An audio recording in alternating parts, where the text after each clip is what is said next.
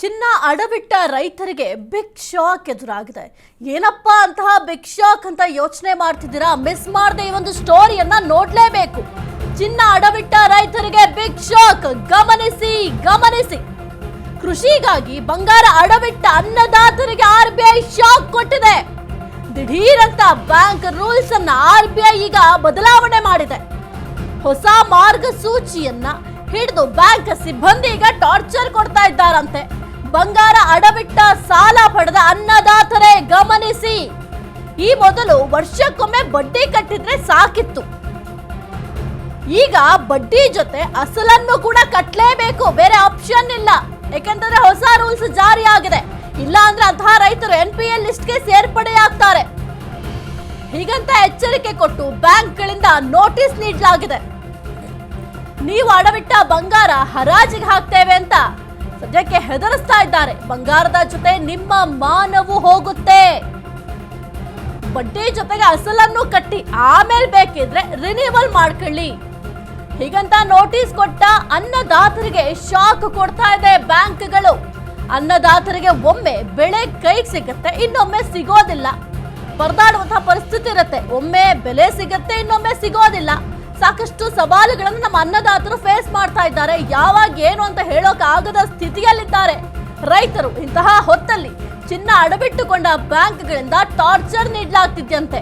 Bank ಹೊಸ ರೂಲ್ಸ್ಗೆ ಅನ್ನದಾತರು ಈಗ ಆಕ್ರೋಶವನ್ನ ವ್ಯಕ್ತಪಡಿಸ್ತಾ ಇದ್ದಾರೆ.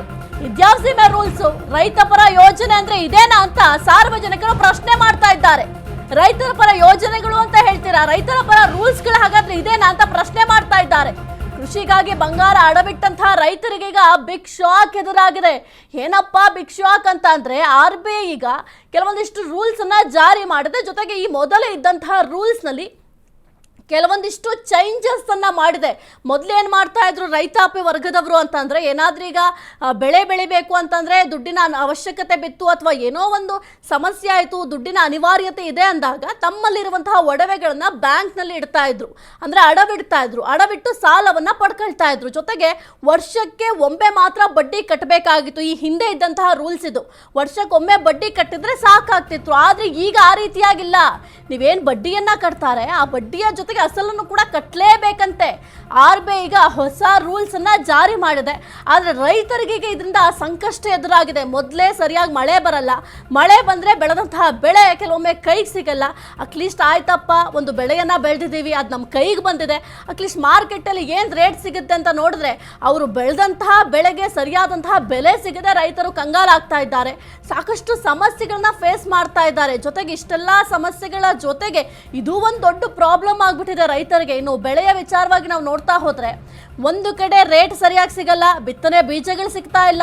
ಸದ್ಯಕ್ಕೆ ಒಂದು ರಸಗೊಬ್ಬರಗಳ ಒಂದು ಅಳವಡಿಕೆ ಮಾಡೋಣ ಅಂತಂದ್ರೆ ಸರಿಯಾದಂತಹ ರಸಗೊಬ್ಬರಗಳು ಪೂರೈಕೆ ಆಗ್ತಾ ಇಲ್ಲ ರೈತರಿಗೆ.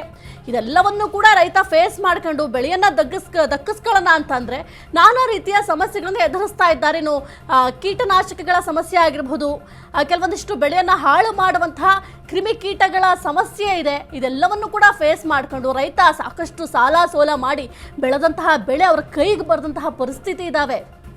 ಅಟ್ಲೀಸ್ಟ್ ಅಷ್ಟೆಲ್ಲ ಬೆಳೆದಿದ್ದಾರೆ, ಒಂದು ರೇಟ್ ಸಿಗುತ್ತಾ? ಆ ರೇಟ್ ಕೂಡ ಸರಿಯಾಗಿ ಸಿಗಲ್ಲ. ಅದರಲ್ಲಿ ಮಧ್ಯವರ್ತಿಗಳ ಕಾಟ ಬೇರೆ ಇರುತ್ತೆ. ಇಷ್ಟೆಲ್ಲ ಸವಾಲುಗಳನ್ನ ರೈತ ಎದುರಿಸ್ತಾ ಇದ್ದಾರೆ. ಇವತ್ತಿದ್ದಂತಹ ಪರಿಸ್ಥಿತಿ ನಾಳೆನೂ ಇರುತ್ತೆ ಅಂತ ಹೇಳಲಿಕ್ಕೆ ಸಾಧ್ಯ ಆಗೋದಿಲ್ಲ. ಅಟ್ಲೀಸ್ಟ್ ಈಗ ಏನಾದ್ರು ಮಂತ್ಲಿ ಸ್ಯಾಲ್ರಿಗೆ ಹೋಗೋರ್ಗಾದ್ರೆ ತಿಂಗಳಿಗೆ ಒಂದಿಷ್ಟು ದುಡ್ಡು ಬರುತ್ತಪ್ಪ ಅಂತ ಯೋಚನೆ ಮಾಡ್ಬೋದು, ಅಥವಾ ದಿನಾ ಒಂದು ಏನಾದ್ರು ಅರ್ನಿಂಗ್ ಇತ್ತು ಅಂತ ಅಂದ್ರೆ ದುಡ್ಡು ಸಿಗುತ್ತೆ ಅಂತ ಹೇಳ್ಬೋದು. ಆದರೆ ರೈತರು ಯಾವುದ್ರ ಮೇಲೆ ಡಿಪೆಂಡ್ ಆಗ್ತಾರೆ? ಅವರು ಬೆಳೆದಂತಹ ಬೆಳೆ ಮೇಲೆ ಡಿಪೆಂಡ್ ಆಗಿರ್ತಾರೆ. ಒಂದು ವರ್ಷ ಬೆಳೆ ಸರಿಯಾಗಿ ಬರುತ್ತೆ, ಇನ್ನೊಂದು ವರ್ಷ ಬೆಳೆ ಸರಿಯಾಗಿ ಬರಲ್ಲ. ಆಗ ರೈತರ ಪಾಡು ಏನಾಗಬೇಕು? RBI ಈಗ ಈ ರೂಲ್ಸ್ ಚೇಂಜ್ ಮಾಡಿರೋದು ರೈತರಿಗೆ ಒಂದು ದೊಡ್ಡ ಮಟ್ಟದ ಹೊಡೆತ ಅಂತ ಹೇಳಬಹುದು. ಇಷ್ಟು ದೊಡ್ಡ ಮಟ್ಟದಲ್ಲಿ ಹೊಡೆತ ಬಿದ್ದರೆ ರೈತನ ಪಾಡೇನಾಗಬೇಕು? ನಾವು ರೈತಾಪಿ ವರ್ಗಕ್ಕೆ ಅನುಕೂಲ ಆಗುವಂತಹ ರೂಲ್ಸ್ಗಳನ್ನು ಮಾಡ್ತೀವಿ ಅಂತ ಸರ್ಕಾರದವರು ಪದೇ ಪದೇ ಹೇಳ್ತಾ ಇದ್ದಾರೆ.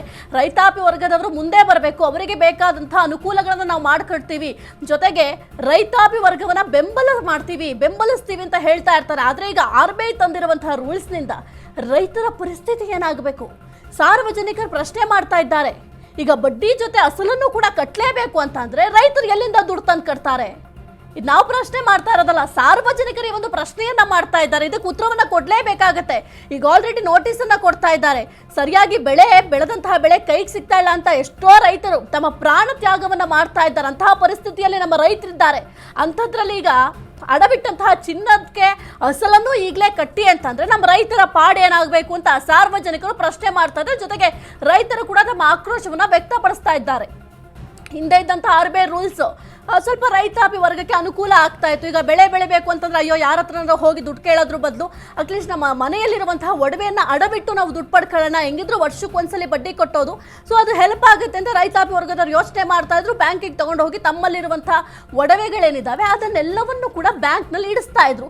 ಆಗ ವರ್ಷಕ್ಕೊಮ್ಮೆ ಮಾತ್ರ ಬಡ್ಡಿಯನ್ನ ಕಟ್ಟಬೇಕಾಗಿತ್ತು. ರಿನ್ಯೂವಲ್ ಮಾಡಿಸ್ಕೊಳ್ತಾ ಇದ್ರು ರೈತರು ಪ್ರತಿ ವರ್ಷ.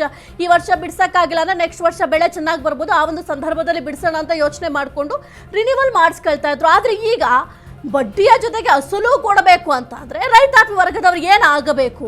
ಸದ್ಯಕ್ಕೆ ಈ ಒಂದು ವಿಚಾರಕ್ಕೆ ಸಂಬಂಧಪಟ್ಟಂತೆ ಸರ್ಕಾರನೇ ಏನಾದ್ರು ನಿರ್ಧಾರ ಮಾಡಬೇಕಾಗುತ್ತೆ. ಯಾಕೆಂದ್ರೆ ಪ್ರತಿ ಬಾರಿ ಕೂಡ ಹೇಳ್ತಾರೆ ನಾವು ರೈತಾಪಿ ವರ್ಗದ ಜೊತೆಯಲ್ಲಿ ನಿಂತ್ಕೊಳ್ತೀವಿ, ರೈತರಿಗೆ ಏನೇ ತೊಂದರೆ ಆದ್ರೂ ಕೂಡ ನಾವು ಅವರ ಪರವಾಗಿ ನಿಂತಿದ್ದೀವಿ ಅಂತ ಹೇಳ್ತಾರಲ್ಲ. ಈ ಒಂದು ವಿಚಾರಕ್ಕೆ ಸಂಬಂಧಪಟ್ಟಂತೆ ಸರ್ಕಾರ ಏನ್ ಸ್ಟ್ಯಾಂಡ್ ತಗೊಳುತ್ತೆ ನೋಡೋಣ ಮುಂದಿನ ದಿನಗಳಲ್ಲಿ.